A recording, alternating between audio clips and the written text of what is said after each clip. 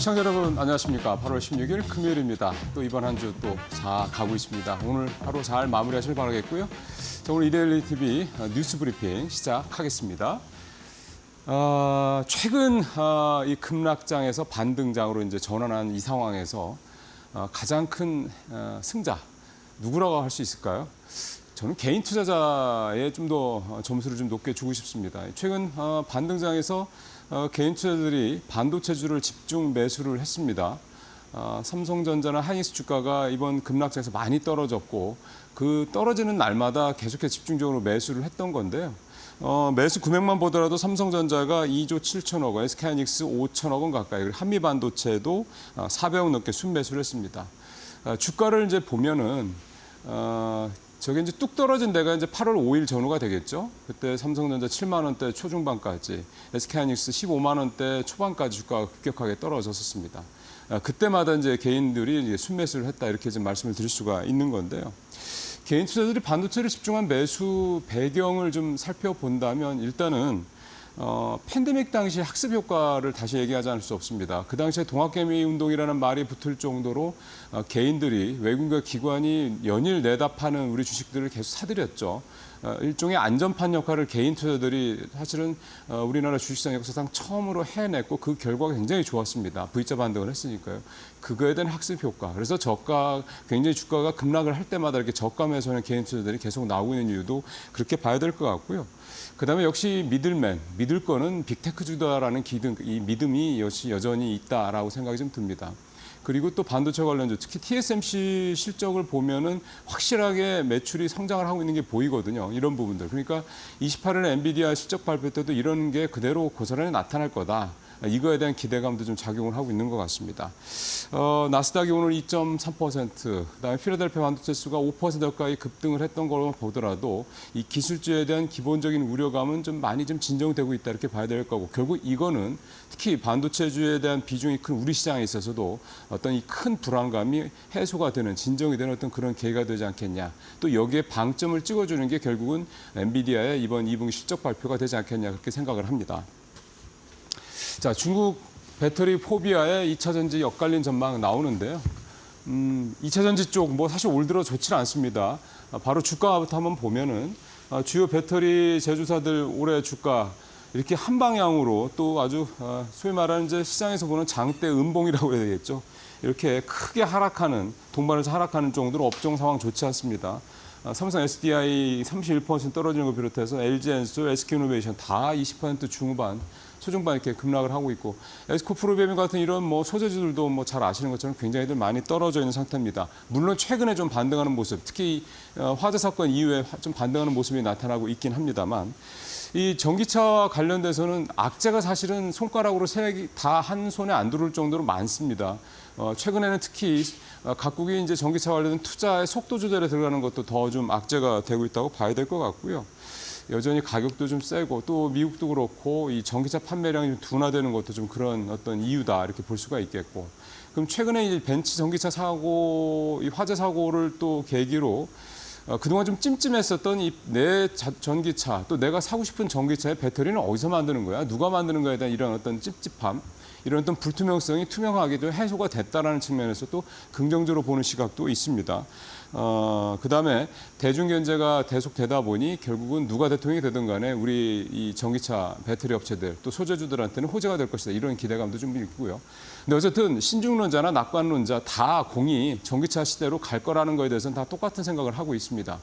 여기서 좀 중국의 사례를 좀 말씀을 드리고 싶은데, 중국이 지난 상반기 자동차 판매 그 결과가 나왔는데 보면 처음으로 이 신차 중에 전기차 판매량이 내연기관차 판매량을 앞섰습니다. 51%대 49%였는데요.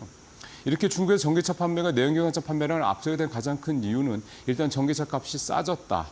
보조금 역시 계속 좀 나오고 있다는 게 또 있고, 그다음에 충전 인프라가 굉장히 좀 많이 좀 깔리고 있다라는 점들. 그러니까 결국 합해서 보면 전기차를 사고 싶어하는 이 소비자들의 어떤 그런 수요 부분들, 소비자들의 불안감들, 소비자들의 불편한 부분들을 제도적이든 정부 차원이든 기업이든 이렇게 메꿔주고 있다. 이 부분이 될 것 같습니다. 그 전기차 캐즘의 해소는 그렇게 소비자들이 이렇게 편하게 전기차를 사서 쓸 수 있는 그런 시장이 눈앞에 보여야 되지 않겠느냐. 그리고 그 부분이 캐즘 극복의 가장 큰 솔루션이다. 이렇게 이해가 중국 사례를 통해서 볼 때 이해가 됩니다. 예, 오뚜기가 원래 작년 11월에 제품 가격 올리려고 그랬는데 정부한테 한 방 맞았죠. 그래서 그때 못 올렸습니다. 가격을. 그러던 거를 이번 8월에 어제 기준으로 해서 이제 카레, 뭐 케찹 등 이런 레토르트 식품 관련된 또는 그 소스류들 가격을 연달아 다 올렸습니다. 대형마트는 어제부터 바로 적용이 됐고요. 편의점은 이제 다음 달 1일부터 좀 적용이 될 거라고 하는데 인상 이유는 뭐 사실 뻔히 알죠. 원부자재 가격 인상 때문이고 특히 최근 들어서는 이 소금과 설탕 가격이 많이 올랐습니다. 소금과 설탕 가격이 최근에 한 15% 전후로 이렇게 올랐는데 최근 5년 새에 좀 가장 높은 가격이거든요. 우리가 소금이나 설탕 가격은 뭐 이렇게 비싸냐 이런 생각이 별로 안 드는데 이게 가격이 오르다 보니까 전체적으로 식료품, 외식업체도 마찬가지로 식료품 가격에 반영이 될 수밖에 없는 그런 구조가 좀 만들어지고 있고 그래서 이제 오뚜기가 그동안 그때 못 올렸던 가격을 이번에 이제 올린 상황이 됐다 이렇게 볼 수가 있겠는데 보통 이렇게 되면 음식료줄 주가에 호재가 될 수 있습니다. 일단 가격이 올랐으니까요. 그리고 그동안에 재료값이 올랐는데도 가격을 못 올렸기 때문에 생겼던 이런 실적 부진 부분들, 특히 오뚜기가 이번 2분기 실적이 안 좋았던 게 이런 가격을 올리지 못했던 것에 따른 영업이익 감소가 굉장히 컸던 게 가장 큰 타격이었거든요. 그러니까 그런 부분들이 이제 해소가 될 수 있는 여지가 있고 음식료점 같은 경우는 또 업종 특성상 이 원부자재 가격에 따른 그런 주가 부침, 일종의 뭐 스크리컬처럼 이게 좀 있거든요. 근데 가장 좋은 시나리오는 작년 말 올해 초처럼 작년 말에 가격이 이 곡물가라든가 이런 원부자재 가격이 급등을 했다가 올 초에 급락을 하면서 물건 가격이 올렸던 것들이 이제 재료값은 떨어지다 보니까 마진폭이 커졌던 겁니다. 그래서 올 상반기에 되게 실적이 좋았던 이유 중에 하나도 그 부분도 있었는데 수출도 좋았지만요. 결국 이번에도 이런 현상이 또 발생할 수 있을 것이냐. 예를 들어 설탕이나 소금값이 다시 급락을 한다면 당연히 또 식품업체들의 어떤 실적에는 굉장히 큰 도움이 될 수 있다 이렇게 볼 수가 있는 거죠. 또 여기에 이제 최근 들어서 하나 덧붙여야 될 것은 이제 K푸드라는 말에서 이제 우리가 알 수 있듯이 북미라든가 유럽 쪽, 동남아 쪽의 수출 이 부분이 과연 어떻게 될 것이냐. 오뚜기 같은 경우는 수출 쪽에서 좀 부진했는데 하반기에는 수출 쪽에서 좀 긍정일 것이냐. 또 다른 전반적인 음식료 업체들 하반기 수출도 계속해서 상반기처럼 견조할 것이냐. 이런 부분들이 올해 하반기에 음식료 업종들은 또 중요한 또 체크 포인트가 되지 않겠냐 봅니다. 자, 마지막은 이제 채권 얘기를 좀 또 오랜만에 좀 해보겠습니다. 9월 전에 고금리 막차를 타자 미 국채 40일 만에 2조 투자했다.